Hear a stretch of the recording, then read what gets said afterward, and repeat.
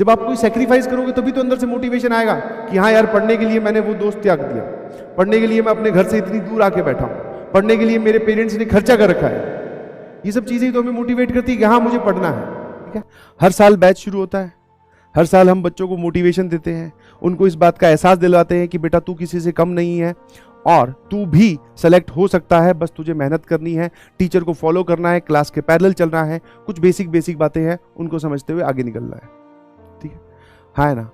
But अब as a my experiences, क्योंकि मैंने, हो सकता है कुछ लोग पहली बार ड्रॉप ले रहे हैं, पहली बार ड्रॉप मतलब शायद जेई की प्रिपरेशन ही पहली बार कर रहे हैं, कुछ लोग 11th-12th में करके आए, तो तुमने ज्यादा दो जर्नीज देखी है, एक अपनी 11th-12th वाली और एक ड्रॉपर वाली देखने वाले हो। मैंने ऐसी बहुत सारी जर्नीज देख ली है। ये 10वां साल है पढ़ाने वाला, 9 साल कंप्लीट हो चुके हैं और 9 सालों में ऐसी बहुत सारी जर्नीज देखी, 11th वाले बच्चों की, 12th वाले बच्चों की, फिर ड्रॉपर बच्चों की। तो हमारा एक्सपीरियंस तो यही निकल के आता है, मतलब स्पेशली मेरा, मैं अपनी बात कर रहा हूं कि बच्चे शुरुआत में तो सर एग्री करते हैं, ठीक है ना, हम उसको प्रॉमिस भी करते हैं कि भैया आईआईटी तक जाने वाले हैं, ये हमारी पूरी की पूरी जर्नी है। ठीक है, बट बीच में कुछ लोग तो सर कहीं और ही निकल जाते हैं, डाइवर्ट, कुछ लोग रुक जाते हैं, स्टॉप ही हो जाते हैं, उसके आगे बढ़ ही नहीं रहे हैं, पता नहीं क्या कारण है। कुछ लोग सर डाइवर्ट होते हैं, फिर वापस आते हैं, फिर डाइवर्ट होते हैं, फिर वापस आते हैं, फिर डाइवर्ट होते हैं, फिर वापस आते हैं, फिर आगे जाके रुक जाते हैं या फिर चलते रहते हैं ऐसे।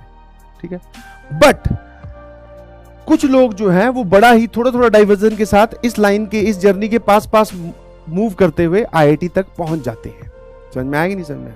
हाँ ना, आईआईटी तक पहुंच जाते हैं। और मेरा एक्सपीरियंस ये है कि जब फाइनली ये पूरी काम खत्म होता है और जब जेईई एडवांस का पेपर वो दे के आते हैं तो उनसे पूछते हैं क्या, बोले सर गलती हो गई। मैंने कहा क्या? बोले सर रिवीजन नहीं करके गया। सर गलती हो गई। मैंने कहा क्या? टेस्ट नहीं करके गया, मतलब टेस्ट नहीं अटेम्प्ट किए थे।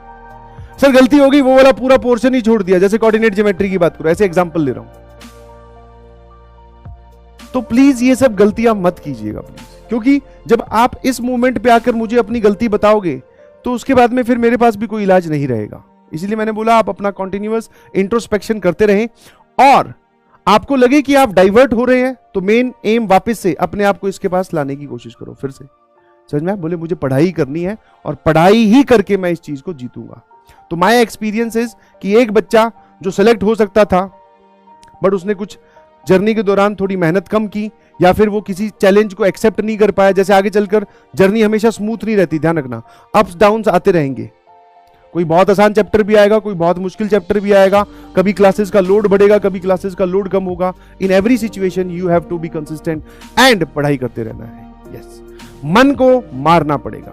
आप अपने मन को, अपने मोबाइल फोन को, अपनी डिस्ट्रैक्शंस को किल कर दीजिए प्लीज, उनको अपने आप से दूर कर दीजिए। बिलीव मी, 1 साल बाद में आप जब आईआईटी में पहुंचोगे तो आपके पास अच्छा अमाउंट ऑफ डिस्ट्रैक्शन होगा, अच्छी जगह आप पहुंच चुके होंगे और अच्छे आपके दोस्त होंगे। ठीक है, तो जो आज आप कर रहे हैं उनका कुछ नहीं बिगड़ेगा अगर आप उनको 1 साल बाद में करें। ठीक है, बट हाँ, हमारा कैरियर सर खत्म हो सकता है अगर हम उनको अभी से ही कंटिन्यू रखें। समझ में? तो please stay away from all types of distraction. Social media है, बंद कर दो। ठीक है, हिम्मत थोड़ी सी लगेगी, आज पहला दिन है, मोटिवेटेड हो, डिलीट कर दीजिए अकाउंट, डीएक्टिवेट कर दीजिए। ठीक है, किसी से बात होती है बंद कर लीजिए, अपने दोस्तों को समझा दीजिए कि अब मैं पढ़ाई स्टार्ट कर रहा हूं। ऐसे ही तो जब आप कोई सेक्रीफाइस करोगे तभी तो अंदर से मोटिवेशन आएगा कि हाँ यार, पढ़ने के लिए मैंने वो दोस्त त्याग दिया, पढ़ने के लिए मैं अपने घर से इतनी दूर आके बैठा हूं, पढ़ने के लिए मेरे पेरेंट्स ने खर्चा कर रखा है। ये सब चीजें तो हमें मोटिवेट करती है कि हाँ मुझे पढ़ना है। समझ पा रहे हो मेरी बात?